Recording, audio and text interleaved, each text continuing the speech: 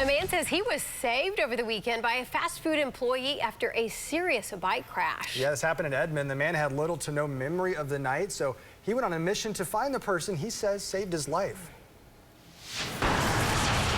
What happened on the sidewalk along Broadway is still a bit fuzzy for David Ehrman. I really don't remember.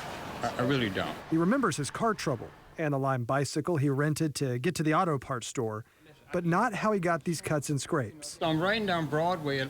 It was dark. The next thing I knew, I was at Carl's Jr. in a stretcher. He couldn't remember the employee that let him in the locked doors. There was this blurry man helping me in and out of my vision, and then I went to the hospital. The next day, he set out to find him. So I backtracked. I found the Lime bike. It had a bloody rag in it. And it was in front of Carl's Jr. I walked in, and the young man was like, "Hey, you okay, man?" That young man was John C. I look up and he's bleeding from his head. And he didn't know where he was or what was going on, so I sat him down and I called an ambulance for him. David believes he hit a non-ramped curb. At least that's where his blood stained the sidewalk.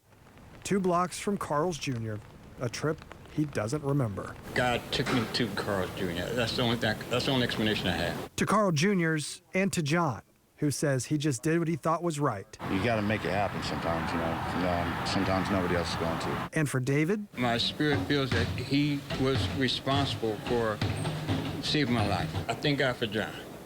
I don't think I would have made it to a hospital because there was no one out there. though he remembers little, that act of service, he says, will be hard to forget. David said he wanted to share his story because those with the heart to serve should be exemplified and is encouraged as much as possible. And he said, last